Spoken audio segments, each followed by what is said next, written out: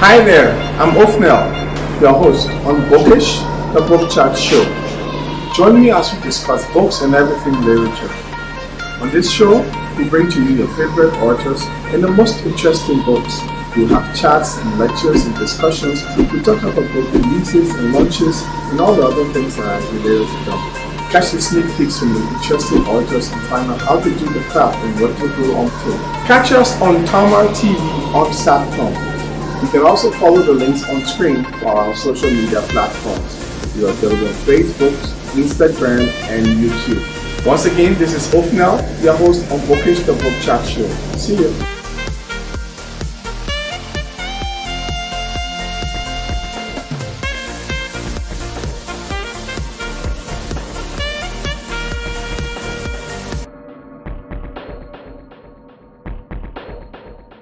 Maya Zango is quite outspoken and she has always gotten in trouble for it.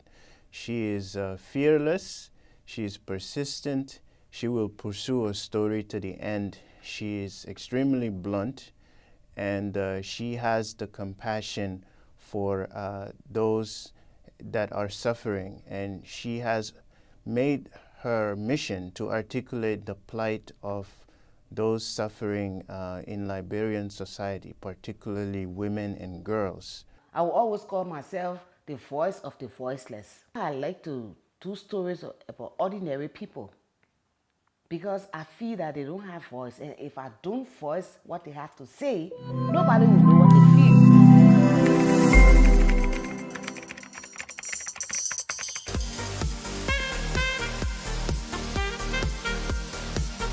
Hi there, I'm Othniel, your host on Bookish, the Book Chat Show.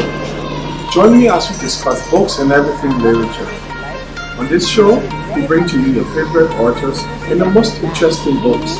We'll have chats and lectures and discussions. We talk about book releases and launches and all the other things that are related to them. Catch the sneak peeks from the interesting authors and find out how to do the craft and what to go on to.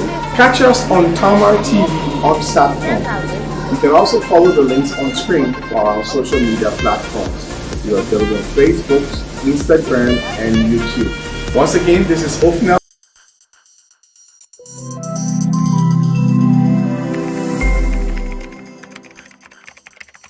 May's reporting on female genital mutilation and the ensuing... Hi there, I'm Othniel, your host on Bookish, the Book Chat Show. Join me as we discuss books and everything literature. On this show, we bring to you your favorite authors and the most interesting books. We'll have chats and lectures and discussions. We talk about book releases and launches and all the other things that are related to them. Catch the sneak peeks from the interesting authors and find out how to do the craft and what to go on to. Catch us on Tamar TV on Satcom. You can also follow the links on screen for our social media platforms. We are available on Facebook, Instagram, and YouTube. Once again, this is Othniel, your host on Bookish, the Book Chat Show. See you. Was a police officer and the police is now what they do for him. So when I pick up the case and wrote the story 2 days later, that man was arrested.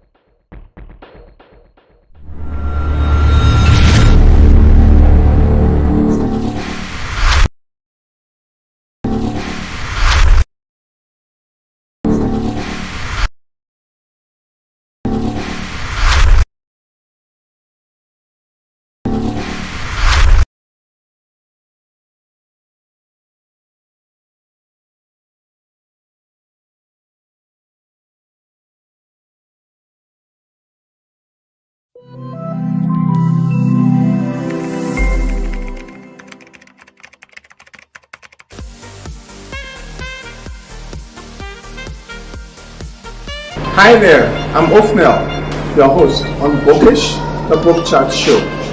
Join me as we discuss books and everything literature. On this show, we bring to you your favorite authors and the most interesting books.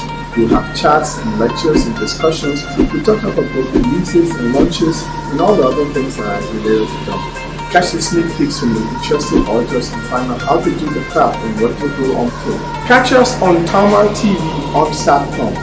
You can also follow the links on screen for our social media platforms. We are available on Facebook, Instagram, and YouTube. Once again, this is Othniel, your host on Bookish the Book Chat Show. See you.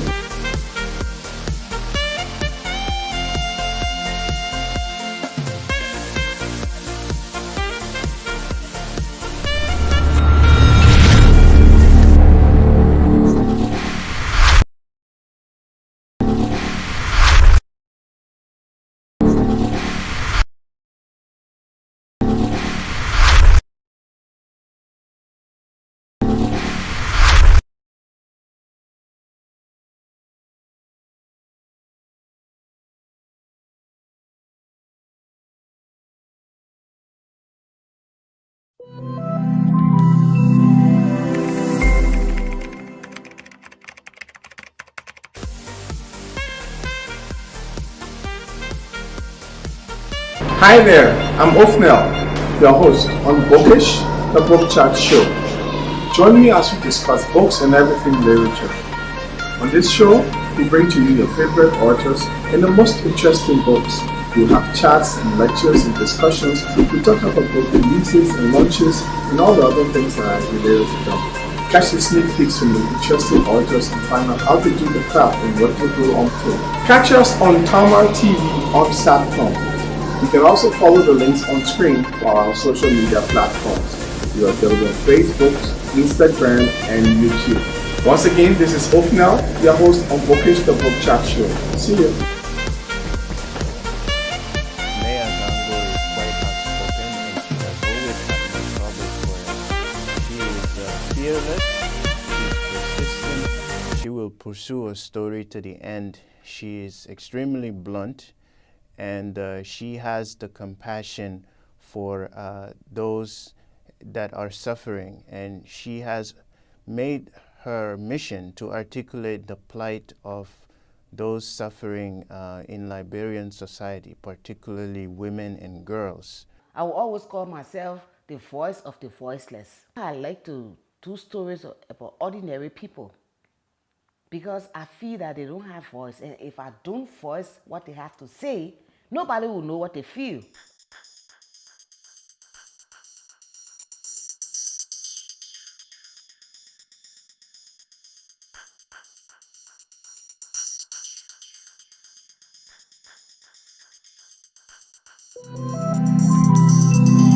I brought this story to light due to the medical implications.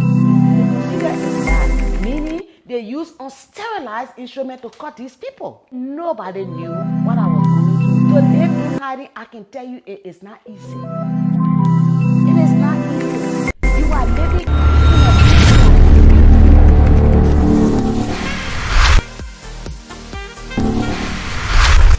Hi there, I'm Othniel, your host on Bookish, the Book Chat Show. Join me as we discuss books and everything literature. On this show, we bring to you your favorite authors and the most interesting books. We'll have chats and lectures and discussions. We talk about book releases and launches and all the other things that are related to them.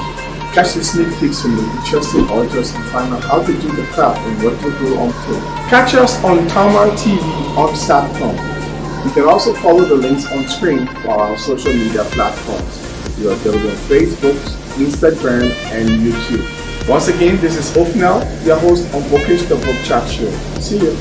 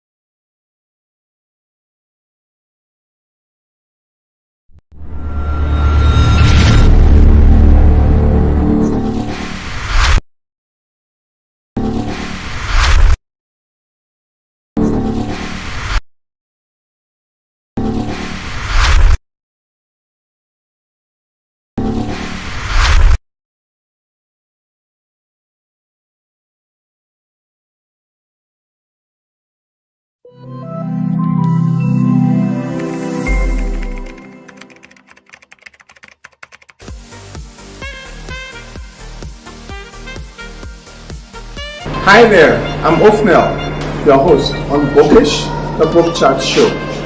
Join me as we discuss books and everything literature. On this show, we bring to you your favorite authors and the most interesting books. We'll have chats and lectures and discussions. We talk about book releases and launches and all the other things that are related to them. Catch the sneak peeks from the interesting authors and find out how to do the craft and what to do on film. Catch us on Tamar TV on Satcom. You can also follow the links on screen for our social media platforms. We are available on Facebook, Instagram, and YouTube. Once again, this is Othniel, your host on Bookish the Book Chat Show. See you.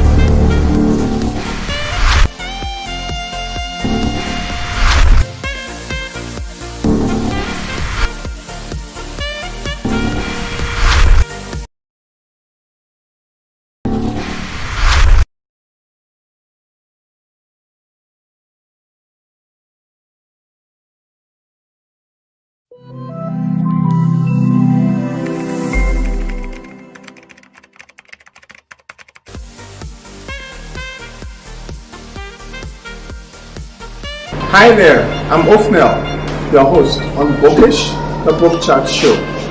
Join me as we discuss books and everything literature. On this show, we bring to you your favorite authors and the most interesting books. We'll have chats and lectures and discussions. We talk about book releases and launches and all the other things that are related to them. Catch the sneak peeks from the interesting authors and find out how to do the craft and what to do on film. Catch us on Tamar TV on Satcom. You can also follow the links on screen for our social media platforms. We are available on Facebook, Instagram, and YouTube. Once again, this is Othniel, your host on Bookish the Book Chat Show. See you.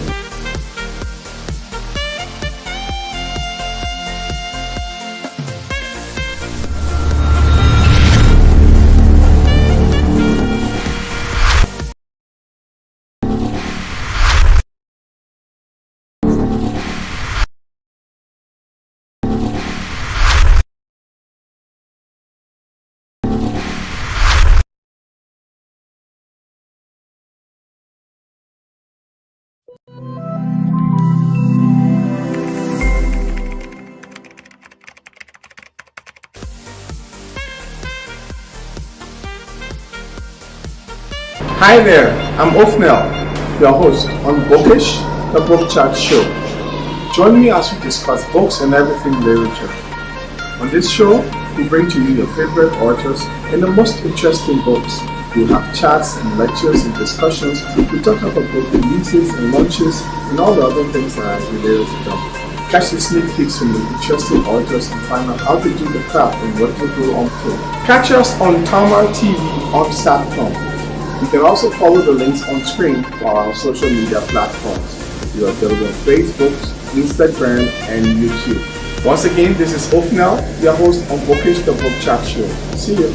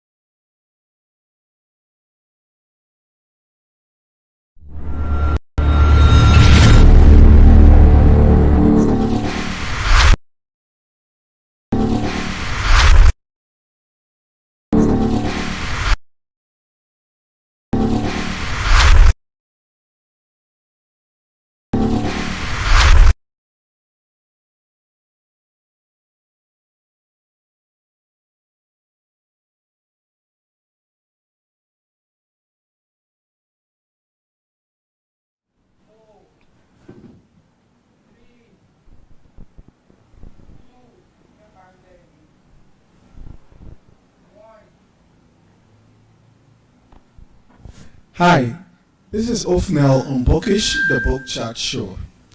Today's guest is an amazing journalist, a woman who's well known in the international and local scene for feminism and activism and social justice. Today we'll be discussing the book Voice of the Trumpeters with the author Maya Zango. But we'll take a little break. Who is Maya Zango? What does she do and how is she what she is? We'll take a little break and then you get a clip up there to see who is this lady.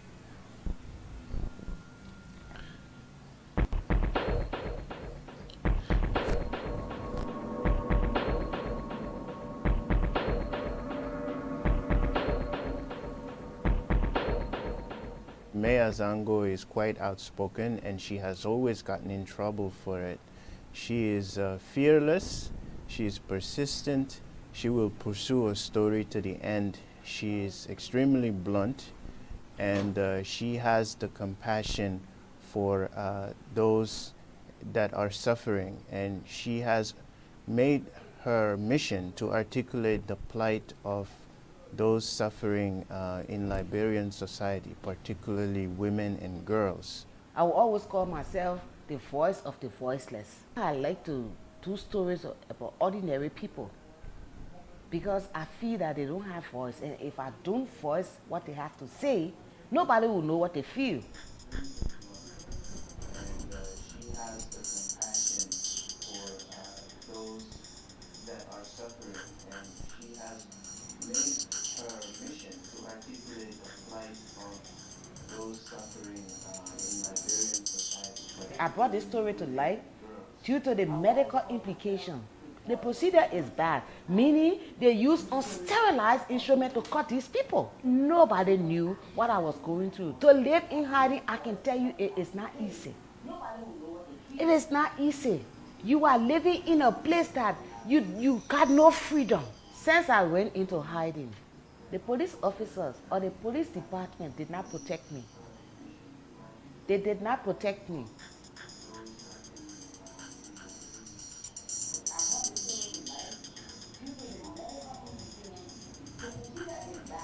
May's reporting on female genital mutilation and the ensuing international controversy that it stirred forced the Liberian government for the first time to take a public position on this highly sensitive issue. And it forced a public discussion on this topic that is very much hushed up. And at this point, May is pursuing the story. Even as she returned from hiding, she was still pursuing the story.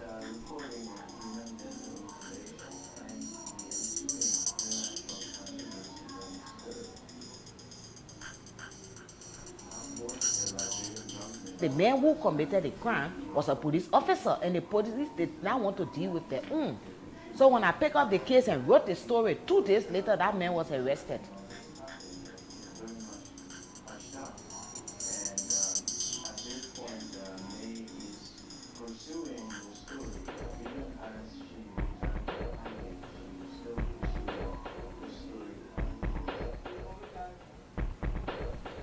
Well, that was just a tidbit of who Maya Zango, what she represents, and what she does. So, welcome to the show today, Maya. Thank you very much, Mr. Fogg. So, as we talk about your book, tell us a little bit about you. I mean, we saw something up there. Who is Maya Zango? I mean, those who don't know about you, what makes you tick? What carries you on? Why do you do what you do? Mr. Fogg, I will tell you, when I was a child coming up, if anybody told me I was going to be a journalist, I would have slapped that person twice. Because I always had the feeling that journalists die poor. So why do I want to do journalism?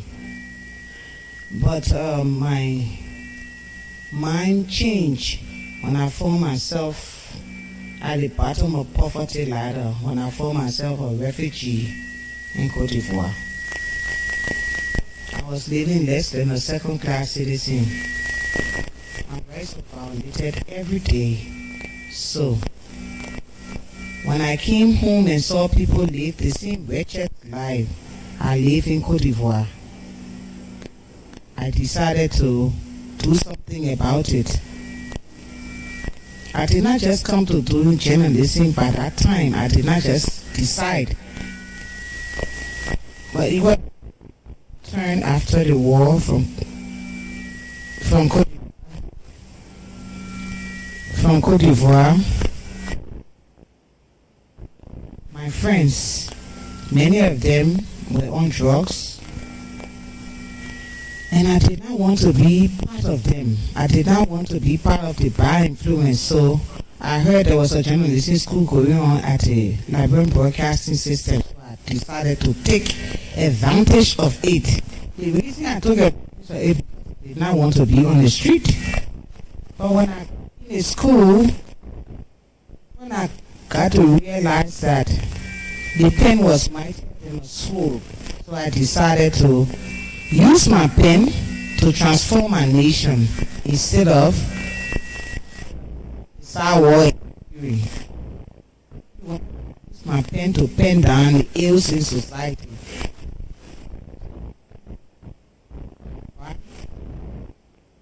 To talk for me. So I decided to do journalism to talk for those who don't have people to talk for them, because when I was in Cote d'Ivoire, nobody could talk for me. Liberian refugees living there had only UNHCR, and UNHCR had the whole docket from the table straight to the ceiling, complaints. My complaint wouldn't have made a difference, so I said, let me swallow my bitter pills. I took all the insults, all of the harassment you can think of, because when you are not a citizen of a place, I mean, worst of all, Cote d'Ivoire, a francophone country, they are not friendly as the English-speaking people. So the way my rights were violated every day and had no one to speak for me, I came and met people living that same wretched life. I decided to speak for them. This is why I do the kind of journalism I do.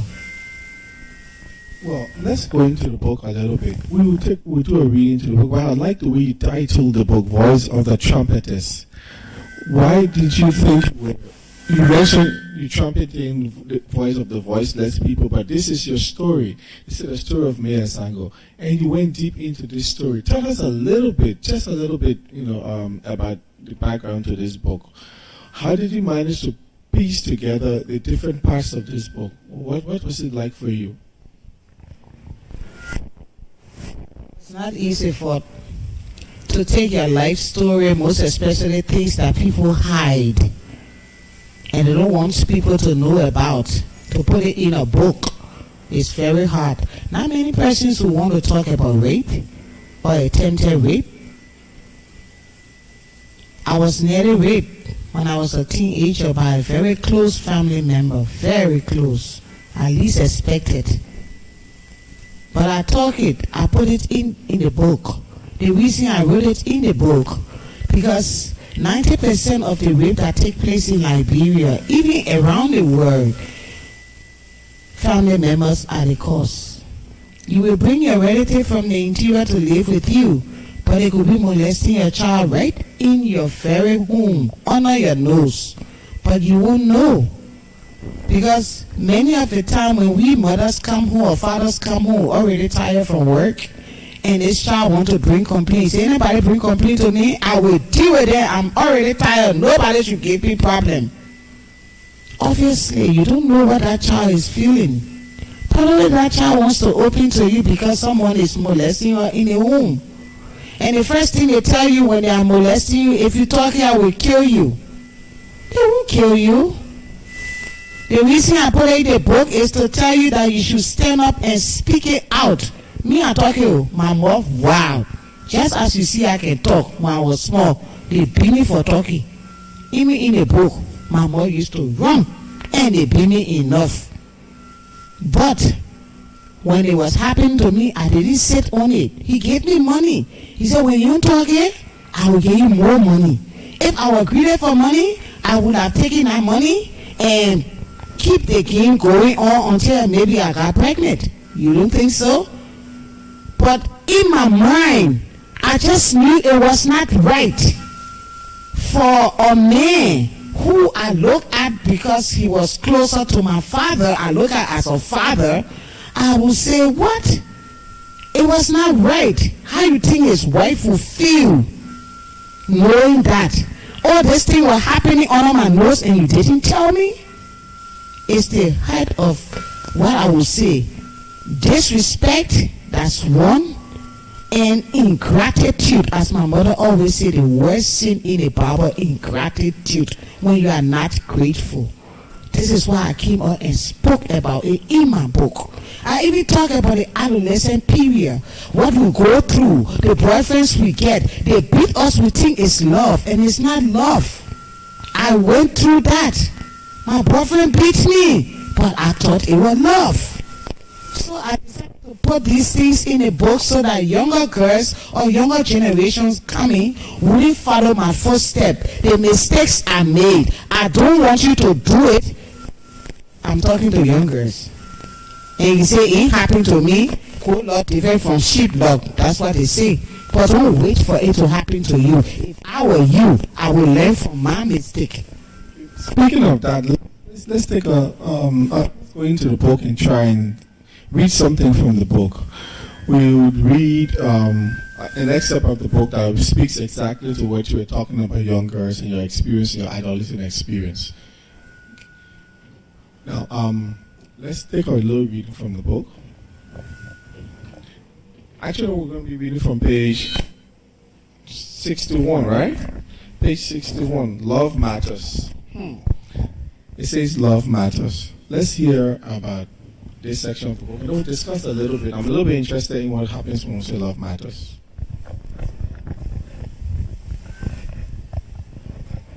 Love matters. Hello, sweetheart. Yes, my love. How are you? All is well. I have missed you so much. You think you have, but I have missed you more. I couldn't sleep last night. Don't worry. Everything will be fine soon. I love you. I love you too. Like most adolescents believed, I was in love. I was going out with a young man, Sammy, who was a few years older than I was. He read mathematics at the University of Liberia and was also a part-time teacher at the public high school. I guess this somewhat made him to appear cool to me. I mean, a young guy with good numbers, sexy, smart, and a smooth talker. I used to hang on his every word at times, and he certainly had an opinion or two. Being opinionated myself, it was not hard to see why we struck it out. We could discuss many things and not tire. Ours was a match made from above. We had all the trappings of romanticism, just enough reality to tear apart and go our homes only to return the next day and start anew. No one could say anything to me that would tear me apart from the love of my life. Life could not be any better, or could it? Sammy was a typical lover boy. He was a super charmer, smooth talker, and knew how to make a girl's heart melt. He had stolen mine, wrapped it, and packaged it in some freezer. At least it felt that way. By now, we had a million clarifiers, none of which seemed to hold long enough. Mommy was a diabetic and finding it increasingly difficult to get treatment in Liberia, so she left for the US to seek treatment. I was home all alone and enjoying every bit of it. I had a whole house to myself. The boys that stayed with us remained, and it was clear I ran the show. I wasn't unsupervised though. My Aunt Grace Morris gave me monthly allowances from rent collected on Mommy's behalf and watched over me. I took full advantage of the opportunity to allow my boyfriend to spend the weekends whenever he wished. Over time, he had practically moved in with us. After all, love does matter. Thank you. After all, love does matter. There's several teens we find playing in the same. You are alone, some level of supervision, you have the whole house to yourself, and then you're in love. So let's talk about the love part. How's it like with Sammy? I mean, what were the undertones to it, like you said?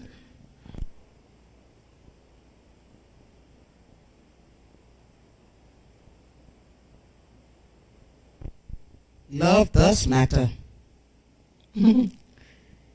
All the young children know that. They say when you're in love newly, a new love is like hot oil. When you put onion in it, burn in no time. Love is always hot, most especially when it's new. And all the youth here knows that. They know what I'm talking about. Oh man, when you see him today, you finally next day, why I see you yesterday? I mean, your heart will beat. I mean, when he calls you, your heart leaps. That's what happens. You know what I'm talking about, Mr. Ford. You were in love before. So, it's not strange. I'm no different from a young lady falling in love. So, yes, and he was handsome. He was a smooth talker. He was sexy. Oh, what do you? It mattered. It did matter.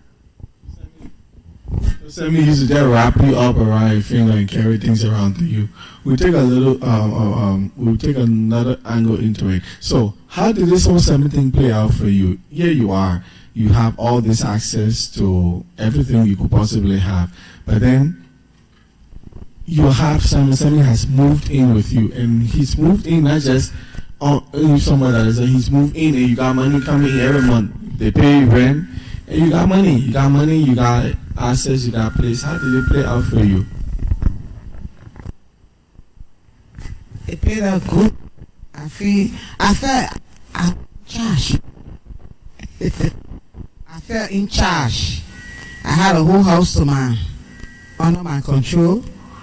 My stepbrothers were there with me. But of course, as she said, I ran the show. I was in charge. I was the head maker in charge. I ran the show. So it was feeling all nice. You know when you're newly in love and you run the show, it's all so glamorous. It looks so nice, so exciting. Why should I be explaining it when the young people already know what I was going through? What? You left alone a whole house to you? You gotta go run outside, go sell cold water before you can look for food to eat? So everything was playing out the way I wanted it. So I knew love, that's how it was.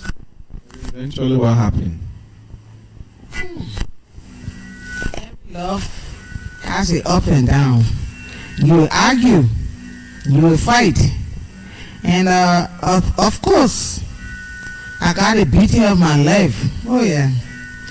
Because jealousy, when the jealousy started, I thought it was so nice, you know. When me acting jealous, I said, yes. You mean, I wolfed something, man, they got jealous over me. Oh, that's how it was. Not knowing. When the beating was frequent, it wasn't funny anymore. So, yeah, so I always tell people love is blind, but it's not blind that I can see. At that time, it was blind. And mind you, my father never beat my mother. But as we say, peer pressure counts.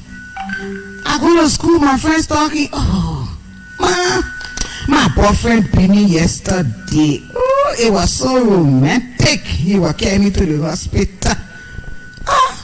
I say, I must try it. Me, so when you are beating me, I tell you, all romantic, you know. He beat me one time and you carried me to the hospital. We went to, that time the hospitals were closed, Echo Mock were here. They weren't calling MBA, they were called Echo Mock. When the Nigerian men look at me and say, who the backers do this to you? I said, he ran away. And he went there with me, but I was protecting my love. Can you imagine? I mean, those are some of the topics you covered in your book. But there's another angle I would like to cover for us to look into. If you're going back to your little self, your then self, what would you say to you? How would you go around it? What advice are you going to give? How are you going to treat the situation differently?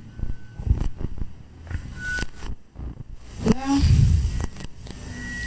I would tell anybody, if I were to advise myself, I tell the young people, you got big people now, older people.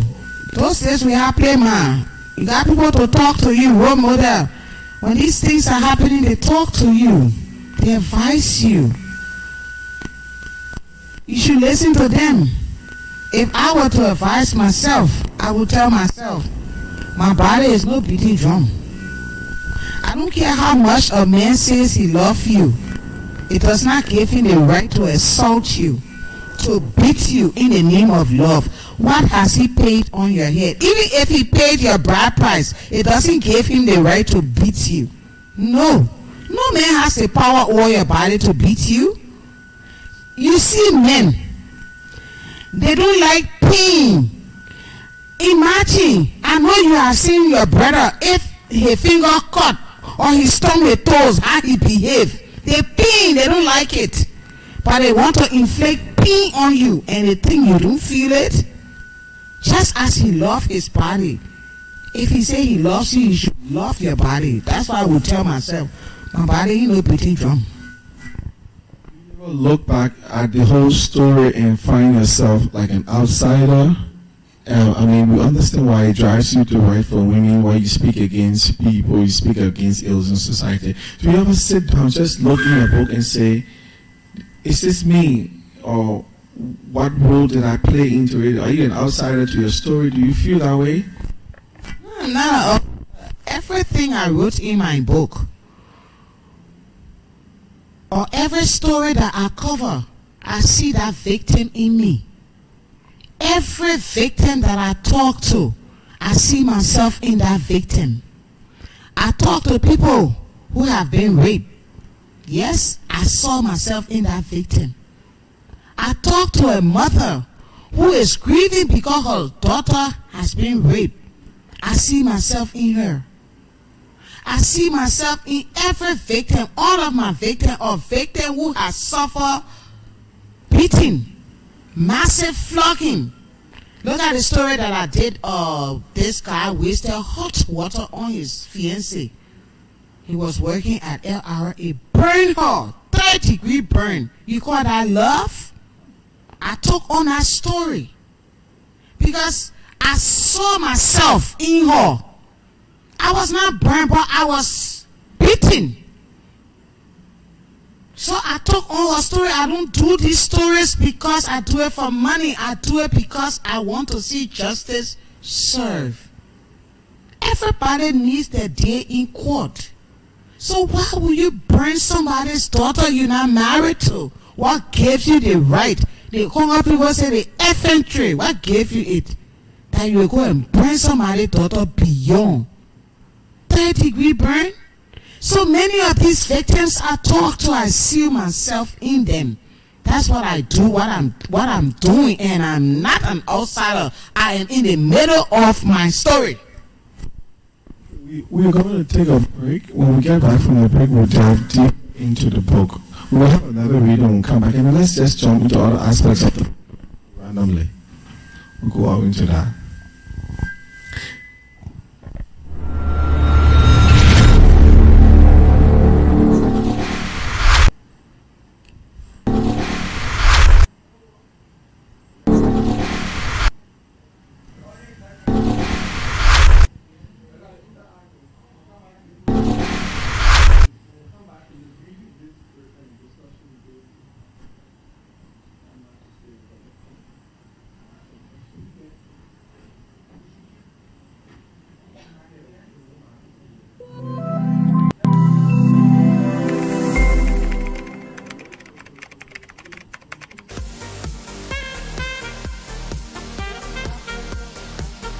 Hi there, I'm Othniel, your host on Bookish, the Book Chat Show.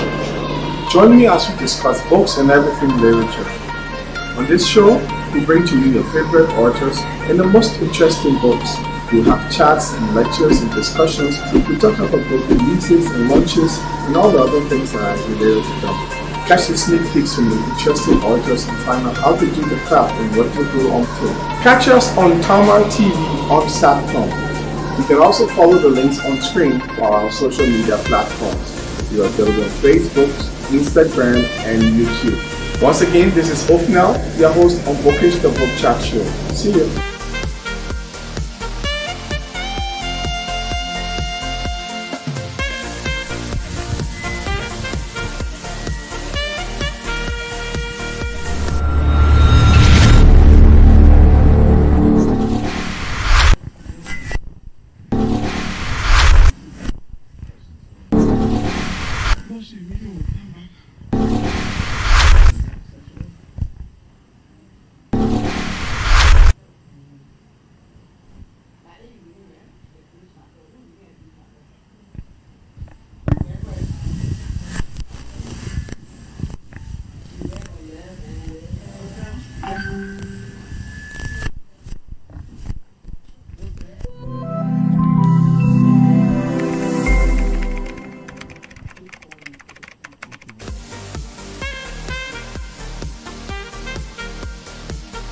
Hi there, I'm Othniel, your host on Bookish, the Book Chat Show. Join me as we discuss books and everything literature. On this show, we bring to you your favorite authors and the most interesting books. We'll have chats and lectures and discussions. We talk about book releases and launches and all the other things that are related to them. Catch the sneak peeks from the interesting authors and find out how to do the craft and what to do on tour. Catch us on Tamar TV on Satcom. You can also follow the links on screen for our social media platforms. We are available on Facebook, Instagram, and YouTube. Once again, this is Othniel, your host on Bookish the Book Chat Show. See you.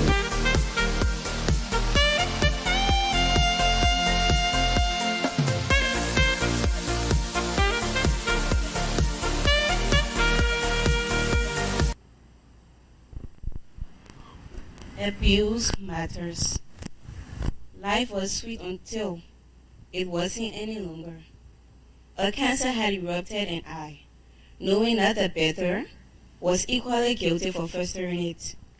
I groomed a monster that grew up to consume me. Whenever Sam and I went out and other boys looked at me, he would squeeze me tightly or pull me closer to him. I must admit, to a young maiden, this sign of jealousy was appealing. What I did not know was that I was feeding a beast. His little possessive attitudes became annoying, then dangerous, then nearly lethal. He went from pushes and shoves to slaps and punches, and then kicks to merciless beatings. It didn't matter if I spoke to a boy or shook a hand. It didn't matter if it were real or imagined. It just existed and compressed me into a box I had no control over. There was this one time I went to a friend's party. As we sat and drinking and chatting, he backed in. "What are you doing here with all these boys around you?" I was embarrassed and tried to pass off a joke just to save face. "Oh, but you know all these guys. What could they be doing? I'm just partying." "Oh, so you think you cheeky, eh? I'm not cheeking you up. You won't make me shame in front of people? I'm not making you shame. So now you talking back?" A slap came out of nowhere. It was warm, even hot, and had me seeing stars and constellations. I froze. Imagine the embarrassment. I'm not sure I even felt the pain. While reeling from the slap, he grabbed me by the hair. I had recently got some hair extensions. He had handfuls of the hair at each grab, pulling and twisting. He practically dragged me out of the place by my hair. The best option, I felt, was to go along. At least by not resisting, I saved myself enormous amount of pain from his hair pulling, or even worse, having large chunks of my hair pulled out. "Hey Sam, that mean you disgracing like this? You not see disgrace yet. Wait, let's reach home. When I finish with you, you will know disgrace. But waiting, I didn't do anything wrong, so why? You will know why. Just keep talking." "But you hurting me. You not want me to talk? Stop it, oh. You better shut up your damn mouth, eh? Hey, girl, my people, they may hurting me, oh. You not see nothing here. Foolish girl. Can't be hanging around these small boys then. I would rather kill you than see another man have you." Then he walked away into the other room, leaving me in pain. This was the first time he had publicly assaulted me, at least overtly. Everything before was building up to this point. At home, he used to slap me and drop a few punches. A few times, I got kicked and elbowed, ending up with blue and black eyes. Each time I felt I needed to do better and stop angering him, he had a short fuse, so it was on me to stop igniting it. He made me feel like I was the one who was wrong. He drummed me in my head that he loved me and did not wish to hurt me, but could not control his anger. As long as I did not provoke him, we would be just fine. I told him back every time. Initially, I was all for saving my love. I needed to keep my first love. Who else would love me and my child as he did? I wondered. I resolved to do as he said, just to improve things. I accepted my bullheadedness. I figured this was the root of our problems. I knew I should not be taken back, even when I did not agree with him. I could let it go for the sake of peace. The trap that most abuse victims fall into, I fell there and worse. I lived there. I made myself believe that by following him, things will improve and the abuse will stop. The next morning, I reported him to my Aunt Grace Baker Morris. She was so angry.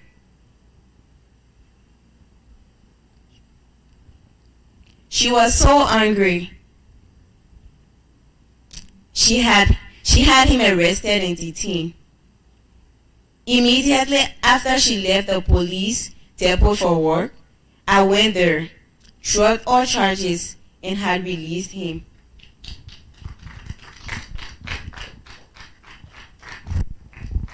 Thank you. So there we go, full circle. You fall into the victim trap of abuse, and you even feel that you should tune this. This is just raw, right out there. Well, I mean, why we go out there with everything? Some people would rather keep this thing. As I said, I was in love, and you know, it was like, you the cause. You are the reason I'm beating you.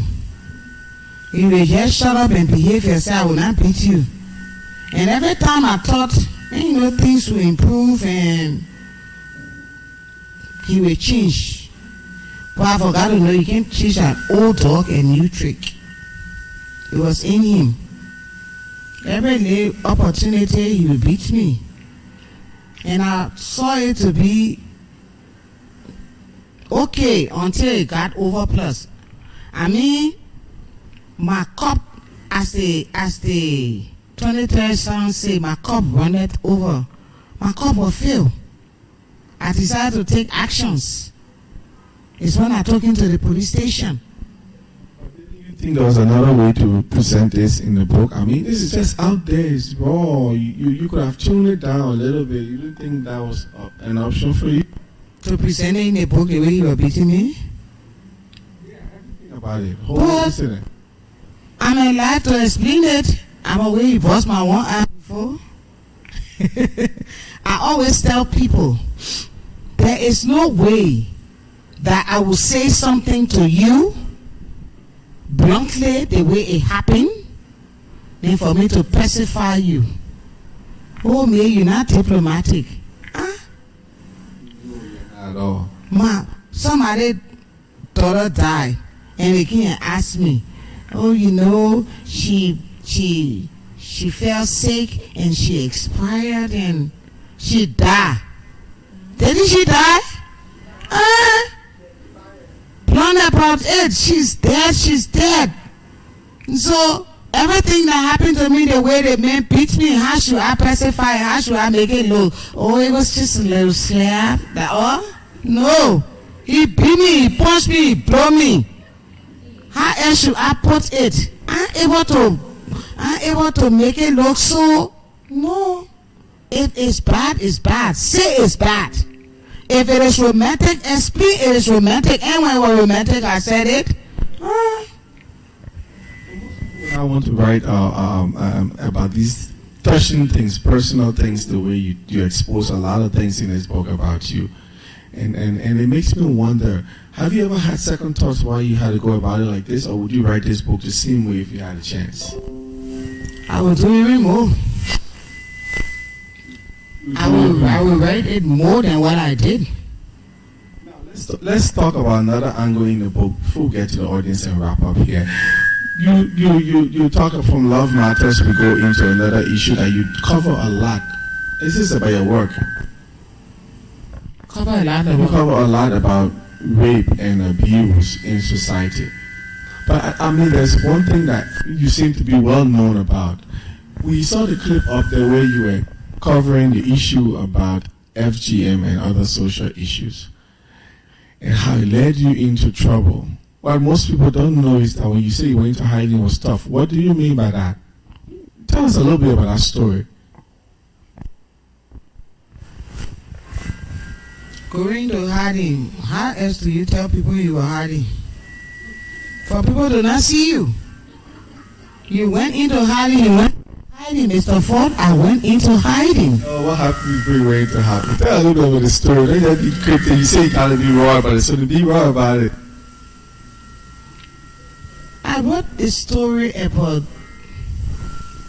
I did not write, as people say, I wrote against the culture and the tradition, and I shouldn't have done it, and blah blah blah, and the other and the other. I did not do that to say bad things about my culture. I did not. But FGM, female genital mutilation, or we'll say female circumcision, was claiming the lives of young girls. Some people were dying in the practice. Some people were dying after the procedure was done on them or carried out on them. And it was a taboo to talk about it because they say, oh, the devil swallowed. Devil. Oh. But you know, as to what led to her death. Right? Okay. What made me angry, they told me that our traditional people told us, and all of us know, before modern civilization or education could come to Liberia, we had our indigenous people who taught our children. They established the bush school, the Sunday bush, and the power society. They started there to teach the girls how to go about, how to become a housewife, how to take care of their husband and their children, how to cook, how to do fishing basket, and all of that. Those were the good attributes. Okay? Which, of course, when a girl leaves there, she knows how to exhibit these things when she marries.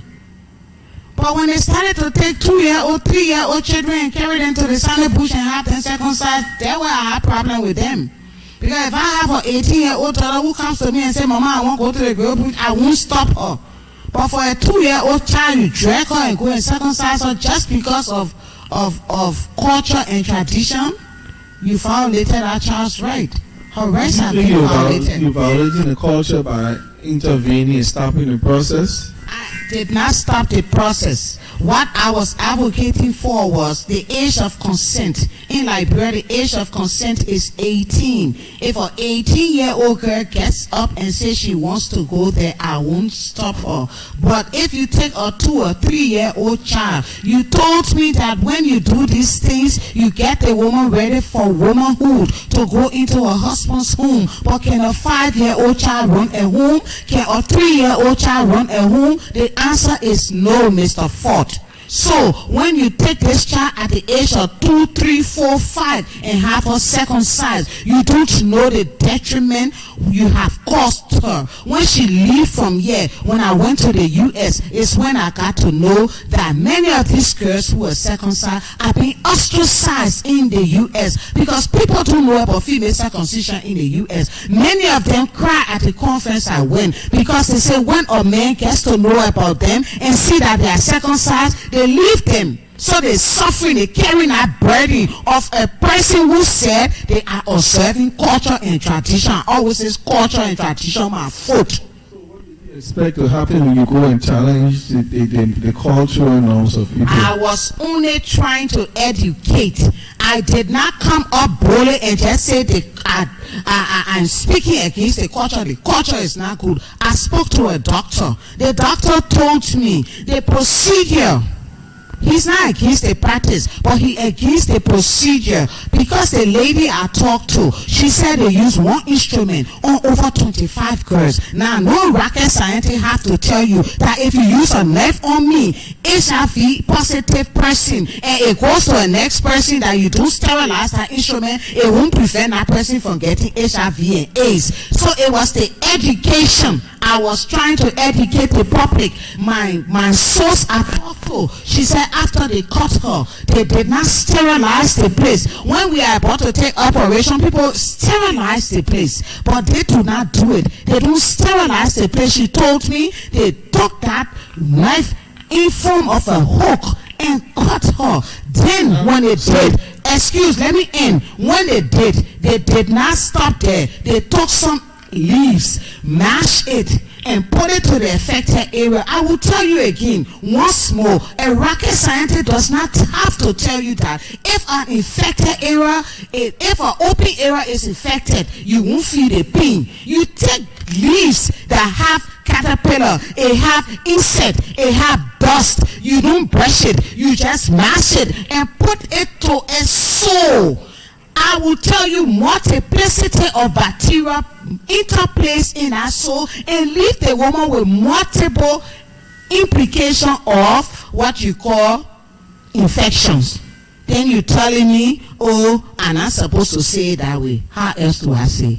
And what happened? You had to run away from your own country. I did not run away from my country. I was in my country in hiding though. I did not run away because the U.S. embassy refused to give me visa. So your own work put you in trouble? Yes, my own work put me in trouble. And that's the point. You keep doing these stories. Every time you do these stories, you find yourself in one trouble or the other. You gotta be hiding. Why do you want to keep doing that when you know you're landing somewhere you don't want to be? If you do not want to hear the good things, if you do not want a change in society, don't create a change. Journalism is about creating a debate for a positive change. That's what I'm for, to issues that will be changed. I do not write stories to take glory. I want to write stories that something will happen. And when I did that story, over 3 weeks I was in hiding. It was the first time the Ellen Johnson Sirleaf administration, the government came up clearly, boldly on TV to suspend the practice for time indefinite. I want to see results. The art of journalism is impact. This is Bookish, the Book Chat Show. We're going to take a break, our last break, and we'll come back. We'll be in chat with me and Sango. As you can see, I don't need to say anything more. The woman can talk more than anything else. So, but me and Sango has been telling us a little bit about her story and what motivates her and how she got to where she is today. She's bold, she's raw, she's just who she is. You can't change who me and Sango is. We're taking a short break. After the break, we come back with our last segment. This is Bookish on Toma TV Channel 2, Satcom.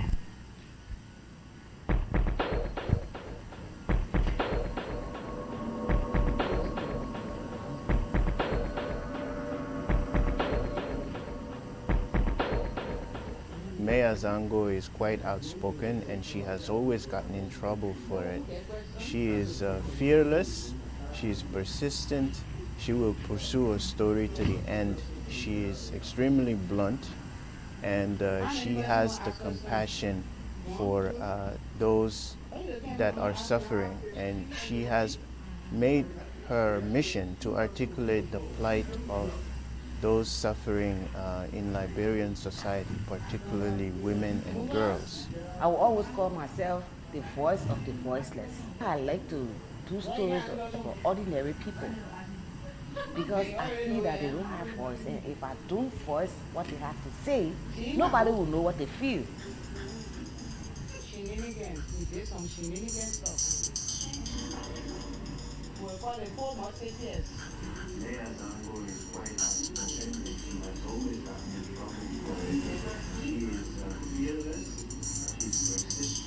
I brought this story to light due to the medical implication. The procedure is bad, meaning they use unsterilized instrument to cut these people. Nobody knew what I was going through. To live in hiding, I can tell you, it is not easy. It is not easy. You are living in a place that you got no freedom. Since I went into hiding, the police officers or the police department did not protect me. They did not protect me.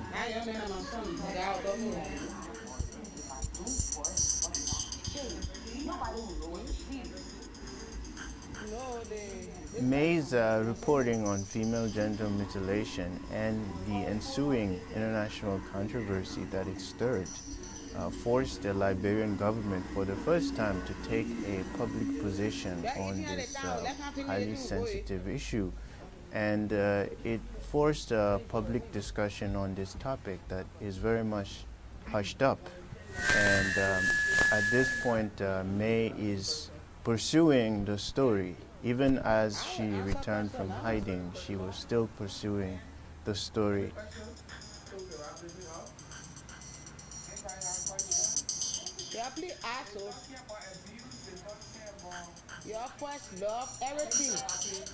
The man who committed the crime was a police officer, and the police did not want to deal with their own. So when I picked up the case and wrote the story, 2 days later that man was arrested.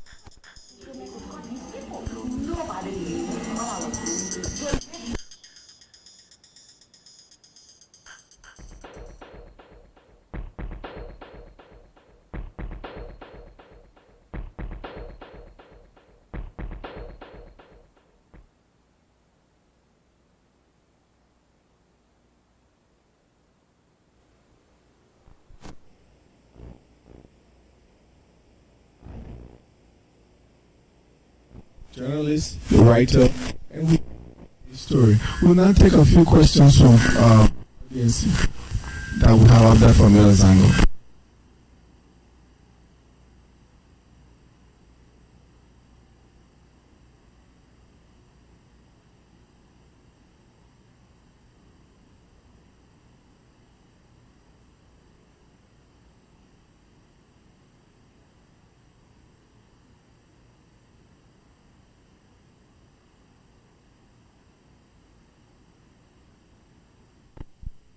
Hi everyone, I'm Linda Empire.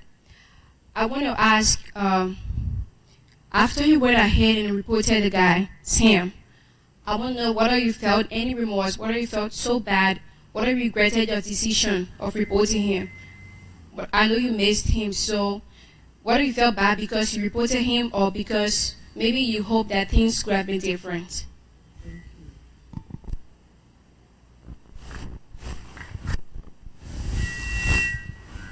I told you, my cup running over. My cup was overfilled. I was tired. I mean, everybody had left me. Nobody had time for me because they would say, oh, the old story, me and Sammy. Like my aunt. When my aunt put me talking from jail, he beat me again. And when I took him from jail, my aunt said, sorry, I won't interfere in your business again. I wash my hand from your business. So when you were beating me the next time, he said, who will talk for you? And then I'm more here for you. I will be the market door. So when I decided to leave, I had no regrets. I was tired. Next question. All I ever ask question, good.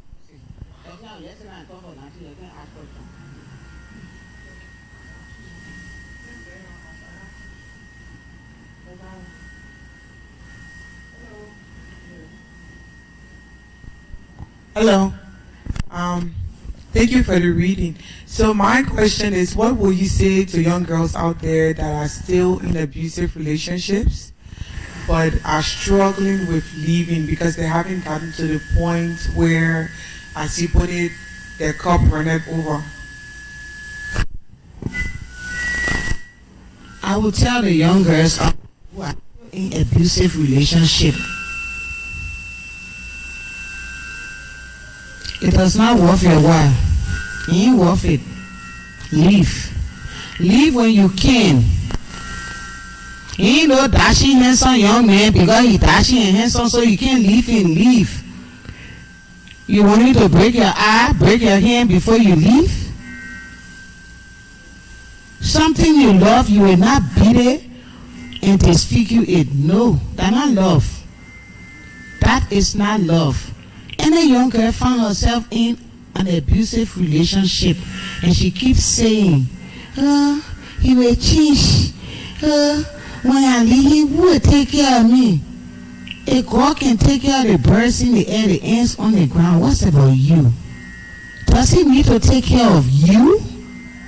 When your mom was having you, she told you, say she was bringing you for somebody to take care of you. My mother always told me, always have a fallback position, to not always depend on men.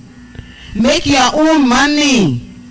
Of course, if you depend on his money, he has a leverage over you. So whatever he does to you, you have to take it because you want to be a lazy woman sitting down and he bring it and you collect it, the whole face and nails. Don't stay in that relationship. Ain't worth it.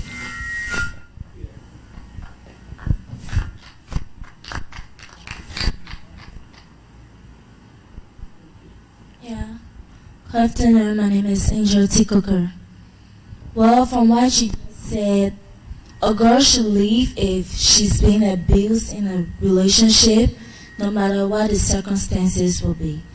How about the parents who are forcing their children to be in relationships where they get abused, but also because they are gaining from that relationship, they want their child to keep being maltreated while they benefit? What would you say to those parents that are doing those things? And what steps do we want for the children that are being abused to take? Because out there are many girls who are being abused and parents say nothing about it, but only talk to the children saying, oh, be there because, he's doing this, he's doing that. And, it's bad. So please tell me.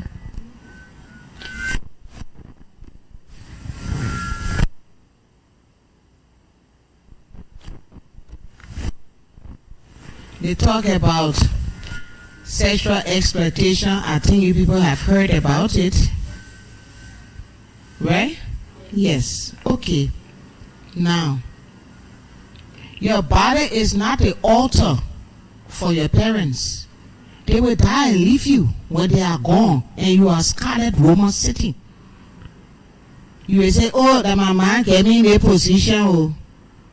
Then me, your parents don't love you. They are using you. They are using you. If you are not of age,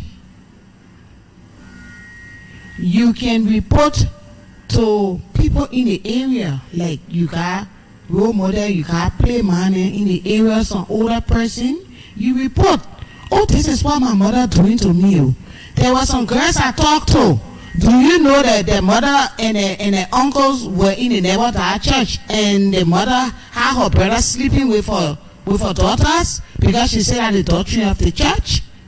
Oh yes. So these girls had to go outside to an older woman in the community and say, this is what happens every night. My mom can do it and she can't say anything.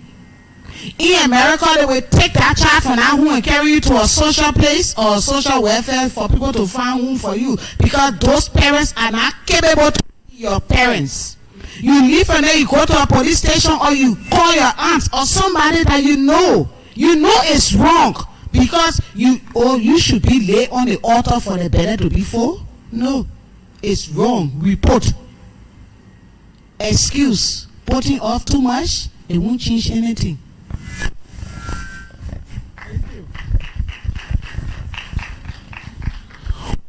Mayor Zango, today's show has been with the amazing Mayor Zango, as you have heard and watched in here.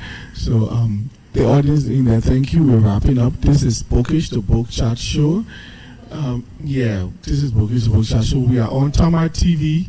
We're on Tamar TV this and every Saturday. We will have repeats during the week. At the end of the month, we'll have another live show. So if you missed the show live, to be in studio, you can tune in next time. Sometime this week, you will watch the screen. On the screen, click the links on our screen. Go to Tama TV, the Tama Corporation on Facebook. Like the page from MONROVIA Reads. Like our pages and make your comments, ask your questions underneath there. The links will be up there on the screen for you. Thank you. We hope to see you next week and next time. Bye.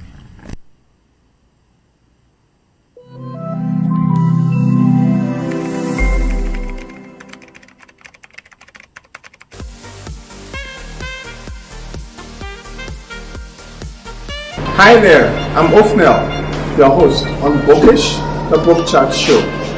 Join me as we discuss books and everything literature. On this show, we bring to you your favorite authors and the most interesting books.